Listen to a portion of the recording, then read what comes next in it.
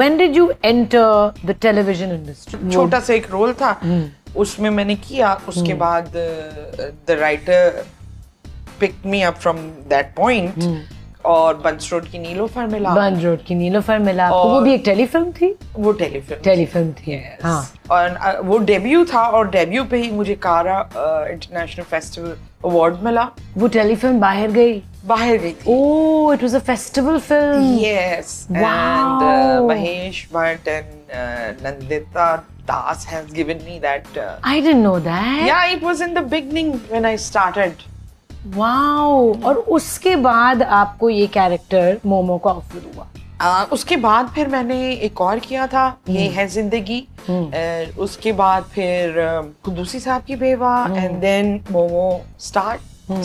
कुदूसी साहब की बेवा पहले आया था? वो शुरू हो गया था पहले और उसी के बीच में फिर बुलबुले शुरू हुआ था। मुझे लगा कि पहले बुलबुले मतलब करीब था। तो मजे की बात है, जब हमने बुलबुले शुरू किया तो उस वक्त हेना आपा वाज नॉट इन बुलबुले, उनका कैरेक्टर था नहीं। शुरू की 26 एपिसोड्स की हमने एक गेस्ट कैरेक्टर या एक्टर आता था हर एपिसोड में, तो एक कैरेक्टर लिखवाया गया जिसमें हेना आपा जो है वो नबील की अम्मी विजिट करने आई हैं। अब जी वो इतनी रेटिंग आई उस एपिसोड की, इतनी रेटिंग आई कि नबील ने कहा कि हेना आप परमानेंट कैरेक्टर बन जाएं। तो हेना आपा को फिर इस तरह बुलबुले में एक परमानेंट कैरेक्टर बना के नबील की अम्मी और मेरी सास, मुझे बहुत बड़ा मजा आया था वो करके, और इस तरह ये जर्नी शुरू हुआ। Did you know at that time, ये भी एक बहुत क्लीशेड सवाल है, did you know कि ये इतना बड़ा हिट होगा? Not at all. Did you know? But आपने अपने कैरेक्टर पे जो मेहनत की, the refreshing element that you brought, ये जो जिस तरह ये कैरेक्टर है मोमो का, वो उसका चलना, उसका बात करना, उसका जिस तरह वो ग्लासेस पहनती है, जिस तरह वो कपड़े पहनती है, ये सारा आपने कंसीव किया। Do you do that for all your characters? I love to make characters. You do? हाँ, उसमें जो उसमें मुझे लगता है कि इसमें ये अच्छा लगेगा या I feel comfortable and I feel I will enjoy it, वो मैं फिर उसमें करती हूँ। तो ये कैसे आप इंस्पिरेशन लेती हैं कैरेक्टर्स की? Do you observe other people a lot? How do you create these characters? मुझे पेंटिंग करना अच्छा लगता है, करती भी हूँ पेंटिंग।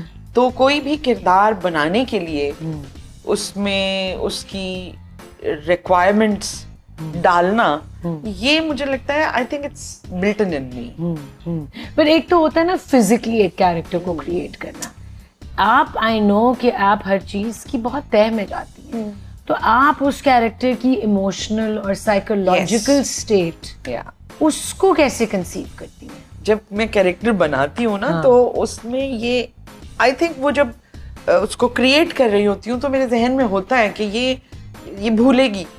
ये जो अच्छा, सबसे मजे की बात ये होती है कि जो आपने लिखे हुए नहीं है scenes, other than that the script, उसकी जो उस कैरेक्टर की जो लाइफ है वो कैसी होगी, I think oh that is जो आपने नहीं एक्सपीरियंस किए हुए, मे बी वो इतनी सी मोमो होगी तो वो कैसा एक्ट करती होगी या कैसा सीखती होगी, तो इस पे ऑटो पे चलता है दिमाग।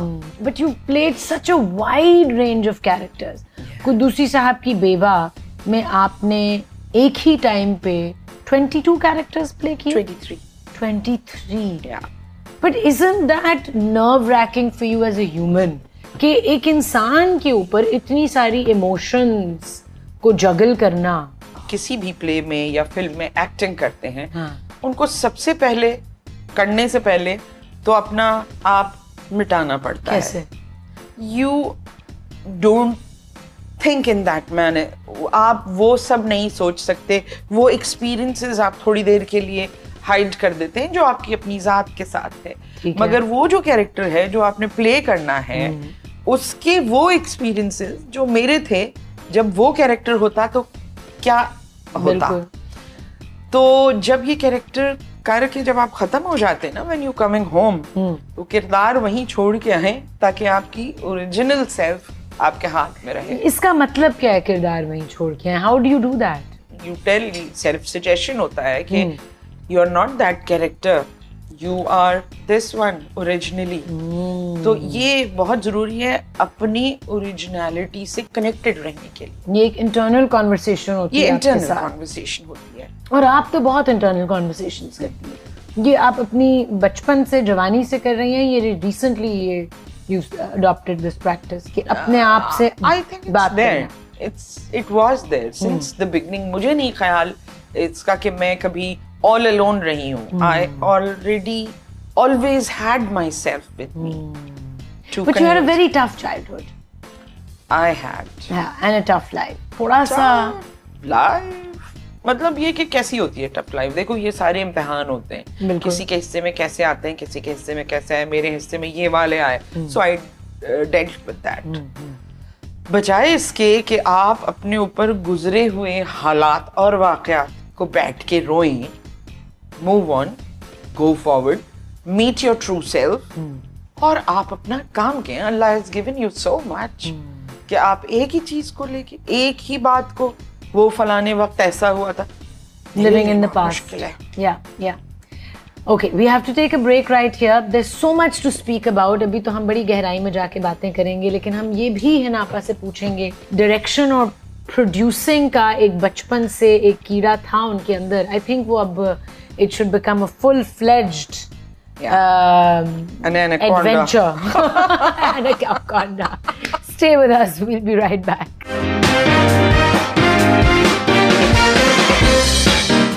Welcome back to Speak Easy with me, Aisha Umar, और मेरी मेहमान आज की Hina Dilpazir, also known as Momo. Momo वाला ड्रामा, भाई बुलबुले का नाम है मोमो वाला drama. I don't think any of us knew or expected कि जब हिना दिलपजीर ज्वाइन करेंगी बुलबुले को तो बुलबुले का नाम ही मोमो वाला ड्रामा हो जाएगा.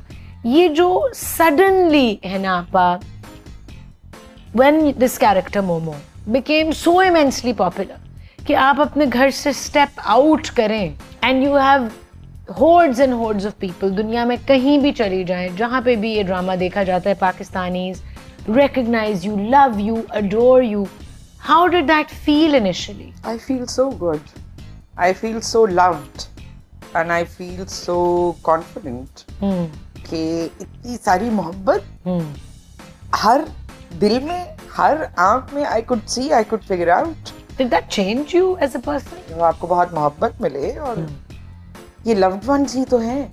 बिल्कुल है, क्योंकि मोहब्बत एंड प्यार एक ऐसी चीज़ है जो हमारी सोसाइटी में अनफॉर्चुनेटली बहुत कम एग्जिस्ट करती है. हमें तो बहुत मोहब्बत मिलती है फ्रॉम आवर फैंस, लेकिन growing up the concept of love and expressing it is not practised around us too much.